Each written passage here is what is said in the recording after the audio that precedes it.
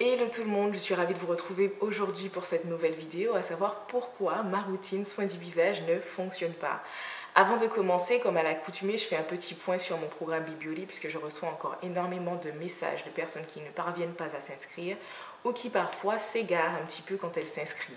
Je rappelle l'objectif du programme Bibioli. Donc le programme Bibioli vise des problématiques que rencontrent beaucoup d'entre nous en tant que femmes et parfois chez les hommes. Ce programme allie la beauté mais aussi le bien-être. Il vise à mettre l'accent sur certaines informations ou certains gestes quotidiens que soit vous faites et qui pourraient justement mettre à mal tout simplement ce potentiel beauté que nous avons, ou encore ces gestes que vous ne faites pas et qui pourraient vous résoudre certains problèmes. Par le biais de ce programme, plusieurs chapitres sont proposés. J'ai donc annoncé l'intitulé de ces chapitres. Mais il y a également des ateliers beauté qui vont bientôt commencer. Donc le premier atelier aura lieu demain, j'ai déjà annoncé la date, et il concernera les ongles, différentes problématiques que l'on peut rencontrer. Pour adhérer à ce programme, plusieurs procédures sont possibles et donc du coup elles sont répertoriées en barre d'infos en dessous de chacune de mes vidéos. Si celle-ci ne fonctionne pas, cela peut être dû à votre géolocalisation. Donc il vous faut donc télécharger un CyberGhost, comme mentionné dans la procédure en dessous de mes vidéos, afin de pouvoir vous y inscrire. N'oubliez pas de vous connecter via un poste, via un ordinateur et non un smartphone. Une fois que votre adhésion est validée par YouTube, vous recevez donc un mail de confirmation. À partir de là, vous aurez donc accès à tous les posts et contenus qui sont réservés et dédiés à la communauté dans l'onglet Communauté. Donc il vous faut déjà vous rendre dans l'onglet Communauté pour prendre connaissance des posts que vous avez sans doute ratés. Dans ces posts, vous retrouverez également l'adresse email réservée aux membres du programme avec laquelle vous pourrez faire votre prise de contact. Cette prise de contact est très importante dans la mesure où vous recevez votre mail de bienvenue et notamment le récapitulatif de tous les contenus qui ont été partagés depuis le début du programme. Si vous ne faites pas votre prise de contact, bien entendu, vous ne recevrez rien. Maintenant que ceci est dit, on va pouvoir poursuivre et rentrer dans le vif du sujet. Alors, j'ai choisi de vous proposer cette vidéo en sondage tout simplement parce que j'ai eu beaucoup de retours de personnes parmi vous qui me témoignaient du fait qu'elles n'arrivaient pas à se construire une bonne routine, une routine efficace surtout, afin de pouvoir parvenir ou venir à bout de leurs imperfections. Bien souvent, elles ont fait plusieurs tentatives, à savoir prendre exemple sur leur youtubeur, même suivre mes conseils, consulter un dermatologue dont les soins se sont avérés partiellement ou carrément inefficaces, et notamment prendre des compléments alimentaires et rien ne marche. Les boutons sont encore là. Alors face à tous ces témoignages que j'ai choisi de ne pas ignorer pour le coup, je vous ai donc fait une petite liste de tout ce que vous faites ou ne faites pas qui pourrait éventuellement vous empêcher ou ralentir justement vos progrès pour pouvoir parvenir à avoir une belle peau. Et peut-être que là, vous pourrez repartir sur une toute autre démarche qui pourrait éventuellement vous conduire vers une possible amélioration. Alors le premier point que j'ai déjà abordé, c'est le choix du maquillage. Donc les maquillages conventionnels, je pense que ce n'est pas nouveau, comportent des substances chimiques qui peuvent être agressifs pour la peau, surtout quand ceux-ci sont utilisés de façon très fréquente, régulière, tous les jours. La peau a ce contact en continu avec ce type de maquillage, alors bien qu'au début on peut avoir une très belle peau, quelqu'un qui peut avoir une très belle peau de base, si celle-ci fait usage de produits qui agressent celle-ci et de façon très fréquente, peut très bien se retrouver avec une peau qui au final perd de son éclat et qui devient terne ou avec des imperfections comme d'ailleurs ce fut mon cas. En cas de peau à problème, il est préférable d'opter pour des marques de maquillage non comédogènes, respectueuses de votre peau. J'avais déjà dressé une liste de maquillages que j'ai moi-même testé, j'en ai fait une vidéo. Deuxième point, c'est le mauvais choix ou la mauvaise utilisation de votre cleanser. Certains savons ou cleansers peuvent être très agressifs pour la peau. Cela est dû au tensioactif et parfois par rapport au fait qu'ils soient conçus justement pour sécher un bouton. À savoir que si un gel est destiné à sécher vos boutons, forcément il va aussi sécher la peau. Et une peau sèche, mal hydratée, peut encore plus créer d'autres boutons. Il convient donc d'alterner en fait l'utilisation de ces savons avec des savons beaucoup plus doux. Par exemple, le savon Dr Bonheur, ce que je trouve très efficace pour sécher les boutons, je ne le trouve pas du tout efficace pour pouvoir hydrater la peau puisque ce n'est pas son rôle. Et donc par conséquent, j'alternais l'utilisation de ce savon avec un savon beaucoup plus doux. Je pouvais l'utiliser une fois tous les 3 jours, mais certainement pas 1, 2, 3 fois dans la journée. L'idée est d'utiliser des savons sur gras avec certes des actifs purifiants, mais qui pour autant restent doux. Et j'avais déjà parlé d'un savon quand j'avais fait ma vidéo sur les produits anti-acné pas chers. J'avais fait mention d'un savon bicolore argile rose et argile verte chez Beyond Flick. Ce savon est désormais out of stock, donc même moi je n'arrive plus à mettre la main dessus. Néanmoins, il y a un nouveau qui est Karukera, qui est aussi un savon sur gras. Je vous mettrai le lien en barre d'infos. Et notamment, pour les personnes qui font partie du programme Bibioli, vous aurez très prochainement un code promo pour ce type de produit cosmétique qui pourrait vous être utile dans votre routine. Le point numéro 3 est la mauvaise hydratation de la peau. Une peau qui est mal hydratée, et ça je le dis par expérience, et qui de plus doit faire face à des agressions telles que le maquillage que l'on porte, les agressions extérieures, le savon avec un tensioactif trop agressif et qui de plus est mal hydraté, eh bien celle-ci va encore plus causer des imperfections. C'est le même principe que pour les cheveux.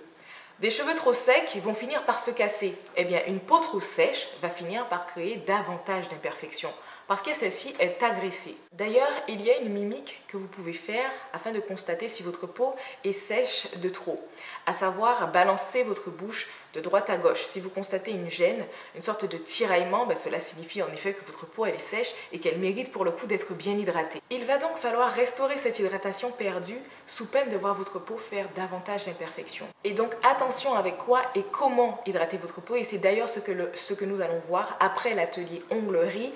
On va voir comment se construire une routine pour le visage, comment utiliser les produits, dans quel ordre et comment hydrater une peau. Si ces notions de base que nous sommes toutes supposées savoir en tant que femmes, pas besoin d'être spécialiste ou d'avoir un bac plus 5 ou de dépenser 50 € chez le dermato toutes les 5 minutes, à moins d'avoir un problème grave, pour moi ce sont des notions de base qu'il nous faut connaître, car tout le monde n'a pas les moyens tout le temps d'aller s'asseoir chez un dermatologue et qui bien souvent va nous donner un traitement à faire, mais si nos gestes en amont ne sont pas adaptés à notre qualité, à notre sensibilité de peau, clairement les boutons sont susceptibles de revenir. Le quatrième point est le fait de s'exfolier la peau trop souvent. Alors pour pouvoir enlever les peaux mortes, donc il existe différents produits comme par exemple les peelings ou encore les gommages. Ce qui est très tendance actuellement sont les peelings. En revanche, quand on a une peau qui est déjà asséchée, qui en plus a une certaine sensibilité et qu'on l'accable de plus avec des peelings, elle risque davantage de s'assécher et donc de créer davantage de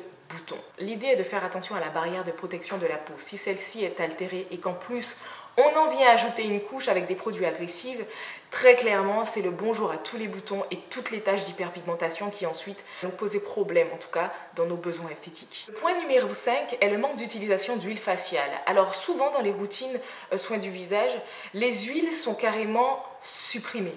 Et je trouve cela bien dommage car elles ont pas mal de propriétés qui pourraient aider à la cicatrisation de la peau mais également à faire face aux boutons.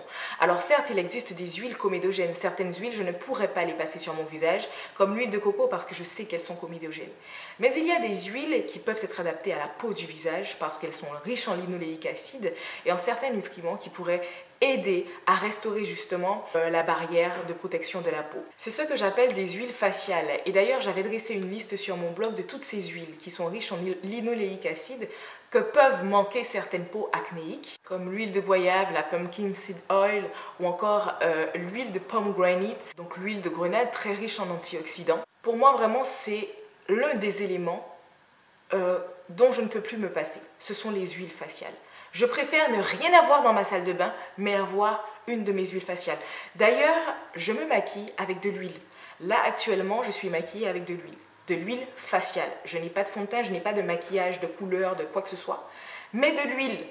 Et j'appelle ça maquillage à l'huile parce que tout simplement, je pose l'huile de façon stratégique sur ma peau afin que celle-ci puisse avoir un effet glass skin un petit peu façon. Mais non seulement j'adore le rendu, mais en plus, cela me permet de prendre soin de ma peau en parallèle. Point numéro 6 qui est l'alimentation, et vous savez à quel point pour moi c'est important, surtout si vous suivez mon programme. Quand je vous ai distribué le journal de bord concernant les imperfections de la peau et votre programme, des exemples sur votre planning détox et y compris votre planning alimentaire, j'ai fait tout un paragraphe concernant l'alimentation qui pour moi est dans la majorité des cas, dans la plupart des cas, la cause de bien des problèmes. Une mauvaise alimentation peut être responsable d'un déséquilibre hormonal et on sait que les déséquilibres hormonaux sont responsables aussi d'apparition de boutons et même de problèmes cutanés. Le problème est que nous mangeons tous les jours. Normalement, le corps est prévu pour éliminer ce que nous mangeons. Mais avec les années, et bien souvent, on mange des choses qui ne sont pas spécialement digérables, si je peux dire ça comme ça. Et par conséquent, les toxines s'accumulent, surtout si en plus on n'aide pas le corps à les évacuer, par le biais de cures de détox, de plantes, etc. Et donc ces différents émonctoires se retrouvent surchargés. Ce que l'on appelle émonctoires, ce sont, on va dire, les organes que va utiliser le corps pour évacuer les toxines, comme les reins, les poumons, la peau, le foie. Donc quand ces émonctoires se retrouvent surchargés, donc le corps va passer par la peau afin de pouvoir évacuer les toxines et parfois même ce n'est pas suffisant. Il faut donc l'aider à éliminer, et c'est ce que beaucoup d'entre nous oublions. Nos bonnes vieilles tisanes de grand-mère, nos bonnes vieilles détox que nous faisions quand nous étions petits par exemple, on n'en fait plus parce qu'on n'a plus le temps, on est diverti par toute autre chose. Le fait est que l'accumulation des toxines dans le corps peut justement rendre notre intestin poreux. Et je ne sais pas si vous avez déjà entendu ce terme-là, mais il y a une phrase qui dit que l'intestin est notre deuxième cerveau. Une fois que l'intestin lui-même est fragilisé, cela peut aboutir à diverses maladies, notamment même des intolérances alimentaires, voire même des déséquilibres hormonaux. Et à ce moment-là, il faut commencer à se poser des questions s'il n'est peut-être pas temps de faire une cure de détox, par exemple. Certains spécialistes ou micronutritionnistes vont vous diriger vers des probiotiques. Pensez surtout à tout de suite vous orienter vers l'aliment que vous consommez le plus, car bien souvent c'est lui qui fait défaut. Réétudiez votre routine alimentaire, construisez-vous une routine alimentaire, adaptée justement à votre situation actuelle. Si vous avez des problèmes cutanés, on va s'orienter vers une nourriture qui va permettre de nettoyer le corps et notamment apporter à la peau des nutriments qui lui seront nécessaires pour se régénérer. Il y a une chose qui est très claire, c'est qu'il n'existe pas de produit miracle, ni de complément alimentaire, ni de produit cosmétique miracle. Alors un produit peut être de très bonne qualité, naturel, exactement comme j'aime, mais si ce qui se passe à l'intérieur n'est pas corrigé, le produit va partiellement faire effet et vous ne constaterez limite aucun résultat. Et cela va nous conduire au point numéro 7, prendre le temps d'observer ses besoins avant de tout acheter.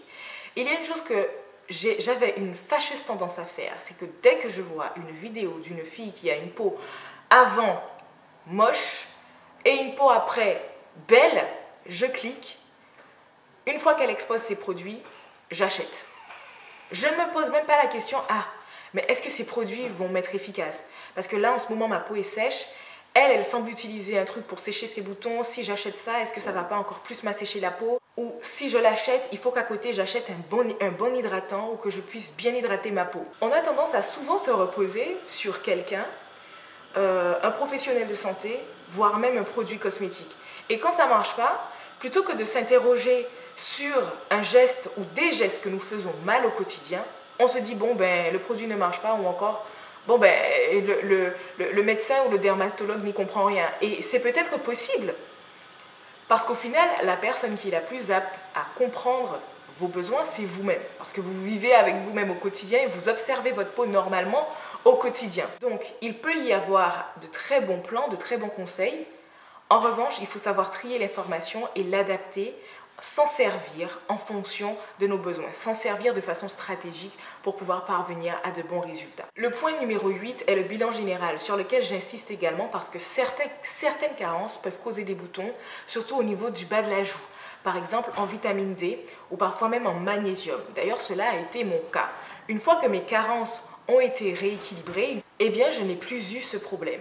Et même avant la prise de compléments alimentaires, d'ailleurs, je demande toujours aux membres de mon programme, quand elles viennent à moi par message, par email, est-ce que tu as fait ton bilan général? Alors ça, je vous bassine avec ça, je pense qu'il y en a qui doivent être limite saoulés, mais je passe obligatoirement par cette case-là. La vitamine C, qui est une vitamine qui peut se prendre au quotidien ou par le biais de vos compléments alimentaires, c'est une très bonne vitamine qui non seulement renforce le système immunitaire, mais quand on en prend ne serait-ce que sur l'espace d'une semaine, on constate déjà que notre peau est plus lumineuse. Le point numéro 9, c'est croire que les autres ont forcément la solution à notre place.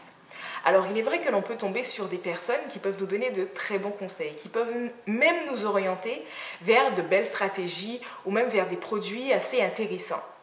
Cependant, la seule personne, une fois de plus, qui reste la mieux placée pour prendre soin de vous, c'est vous, parce que c'est vous qui avez un contact physique avec vous-même, avec votre peau. Il y a une chose que j'ai remarquée, c'est qu'on s'est complètement, pour certaines personnes, dédouané de nos gestes, de nos responsabilités face à notre propre corps. Maintenant, ne serait-ce que pour aller aux toilettes, il faut consulter un médecin. Alors certes, professionnels de santé et médecins sont indispensables quand on est face à une maladie, très clairement. Mais au quotidien, il faut quand même veiller à prendre soin de soi. Et j'en reviens sur la peau. Si tous les critères sont pris en compte, en fonction de votre corps, de votre besoin, votre alimentation, votre hydratation, ce que vous utilisez au quotidien, si vous êtes vigilant à tout cela, vous n'aurez sans doute pas besoin de dépenser de l'argent chez un dermatologue.